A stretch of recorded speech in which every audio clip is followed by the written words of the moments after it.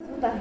पण मला आता गप्प बसायचं नाही. मला झळकायचंय, उधळायचंय आणि सिद्ध करून दाखवायचंय. म्हणजेच मला वेगळं जगायचं. स्त्री हा केवळ एक शब्द नाही, तर ती एक शक्ती आहे. सृजनशीलता आहे, संवेदना आहे आणि संघर्षाची प्रेरणा आहे.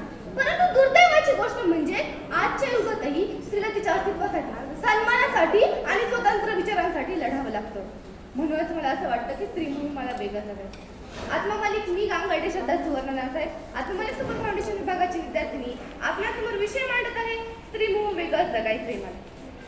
असं म्हणतात की ते मस्तक टेकवावं, त्या नमस्काराच्या जागा हल्ली खूप कमी होत चाललंय. पण ज्यांचं नाव ऐकताच हे मस्तक मस्तक झाल्याशिवाय राहत नाही, तर राजमाता राष्ट्रमाता जिजाबाईचं. स्त्री शिक्षणाच्या आद्य क्रांतिकारक क्रांतिज्योती सावित्रीबाई फुले. तसेच स्त्री शिक्षणासाठी, स्त्री सन्मानासाठी आणि स्त्री हक्कासाठी ज्या ज्या माऊलीने लढा दिला, त्या त्या माऊलीला मी मानाचा मुद्रा करते आणि माझ्या भाषणात सुरुवात करते. मित्रांनो, आपला समाज, आपला देश खूप प्रगती करत आहे, प्रगतीच्या वाटचालीवर आहे. परंतु आजही आपल्या समाजात स्त्रीला हवं तेवढं महत्त्वाचं स्थान मिळत नाही. आजही आपल्या समाजात पुरुष प्रधान संस्कृतीचे निर्विवाद वर्चस्व आहे. पण हे नेहमी लक्षात ठेवा, प्रत्येक यशस्वी पुरुषाच्या मागे एका स्त्री राहत असतो. अगदी तो जगविख्यात सिकंदर सुद्धा आपल्या आईसमोर नतमस्तक होत असते. मग समाजामध्ये स्त्रियांची एवढी मोठी स्थान असतानाही आम्हाला हवा तो मुलगा. का? तर मुलगा म्हणजे वंशाचा दिवा, मुलगा म्हणजे कुलदीपक. मग मुलगी तुमच्या वंशाची पत्नी नाही का बनू शकत? तिलाही हक्क आहे जगण्याचा. अहो, मुलगा तर हा फक्त एकाच घरचा दिवा असतो, पण मुलगी सासर आणि माहेर हे दोन्ही घरं तेवत ठेवणारी एक धगधगती ज्योत असते. पण मित्रांनो, तुम्हीच सांगा, आजची धगधगती ज्योत सुरक्षित आहे का? असं म्हणतात मुलींनी रात्री जास्त वेळ बाहेर फिरू नये, पण ते तर लोकांच्या आयुष्यवादासाठी ड्युटीज करत होती ना. असं म्हणतात मुलींनी छोटे कपडे घालू नये, पण त्या महिलेकडे डोक्यापासून पायापर्यंत बुरखा घातला होता ना. असं म्हणतात मुलींना अनेक व्यक्तीशी बोलू नये, पण ते तर तिचे वडीलच होते ना. कार ड्रायव्हरने केला मुलीवर अत्याचार, पण ते कृत्य करण्याआधी त्याने त्याला नक्कीच विचारलं असेल, पण ती तर 3च वर्षांची होती ना. असं म्हणतात मुलींनी तिने सांजेच्या आत घरी परत यावं. अहो, पण ती तर सकाळी शाळेत जात होती ना.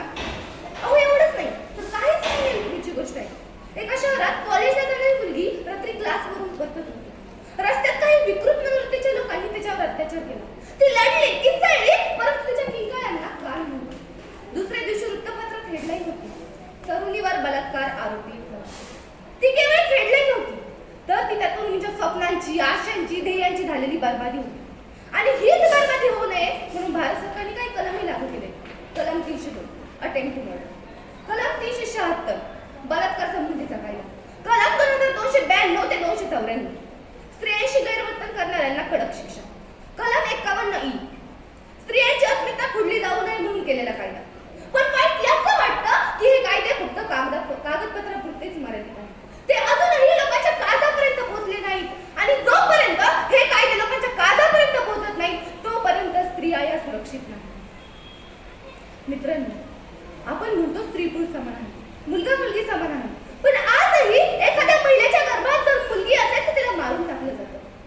अहो, पण त्याच्या हे का लक्षात येत नाही, जी मुलाला जन्म देणारी आहे ती पण एक स्त्रीच आहे. आणि या स्त्रीचा जन्म नाही झाला तरी वंशाचे दिवे कुलदीपक कसे जन्म घेणार? म्हणूनच मी म्हणते, फूल ना रहे धरती पर तो फल कहां से आएंगे, फूल ना रहे धरती पर तो फल कहां से आएंगे, हर्ष काट कर अपना तुम वंश कहां से बढ़ाओगे, हर्ष काट कर अपना तुम वंश कहां से बढ़ाओगे. मित्रांनो, आपल्या समाजात चूक कोणाची असते, दोष मात्र स्त्रीलाच दिला जातो. मग तिने काही योग्य केलं तरी आणि अयोग्य केलं तरी. मग अशा दोन्हीकडून बोलणाऱ्या जगात आमच्यासारख्या मुलींनी, या स्त्रियांनी जगायचं तरी कसं? हा खूप मोठा प्रश्न. अहो, एवढंच नाही, जर एखाद्या स्त्रीने तिचं कणखरपणे मत मांडलं तर ती अहंकार, पण त्याच जागी जर एखादा पुरुष असता तर तो धाडसी. हा कुठला न्याय? म्हणूनच मला असं वाटतं की मला वेगळं जगायचं. मग वेगळं जगायचं म्हणजे काय? मला नोकरी करायची, पण मला नेतृत्वही करायचं. मला समजूनच नाही घ्यायचं, तर मला स्वतःचा आवाज उठवायचा. मला घर चालवायचं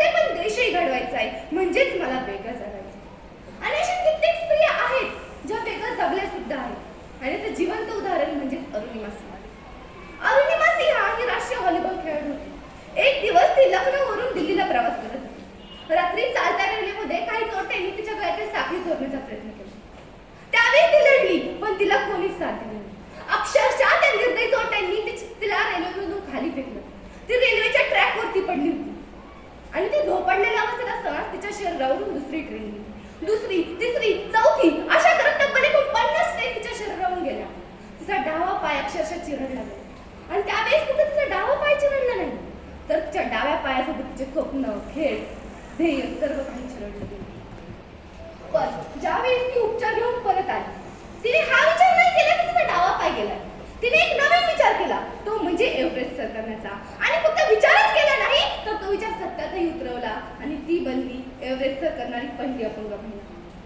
खरंच अरुणिमा खूप वेगळंच होती, कारण तिने अशा समाजात यश मिळवलं जिथे स्त्रियांना पोहोचणं जवळपास अशक्य मानलं जायचं. ती रडली नाही, थांबली नाही, तर ती लढली आणि सिद्ध केलं की स्त्रिया या कोणत्या क्षेत्रात मागे नाही. म्हणूनच मी म्हणते की मला वेगळं जगायचं, मला शिकायचंय, दुसऱ्यांना शिकवायचंय, स्वप्न पाहायची तरी ती स्वप्न पूर्ण करायची, म्हणजेच मला वेगळं जगायचं. मला माझं आयुष्य कोणाच्याही बंधनात जगायचं नाही. मला माझे स्वप्न, ध्येय सर्व काही स्वतःच्या निर्धारावर घडवायचंय, म्हणजेच मला वेगळं जगायचंय आणि म्हणजेच मला स्वतंत्र जगायचंय.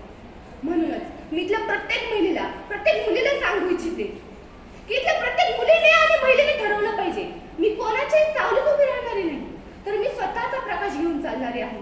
आणि इथल्या प्रत्येक मुलानेही ठरवलं पाहिजे की मुलीला पाठिंबा देणे म्हणजे उपकार नाही, तर मुलीला पाठिंबा देणं म्हणजे आपलं कर्तव्य आहे. कारण स्त्री ही वेगळी नाही, जेव्हा तीच वेगळी उभी राहते तेव्हा समाज उभी. आणि म्हणून जाता जाता मी एवढं सांगू इच्छिते, स्त्री ही एक मनुष्य असते, तिला पण तिचे आयुष्य असते. स्त्री ही एक मनुष्य असते, तिला पण तिचे आयुष्य असते. तो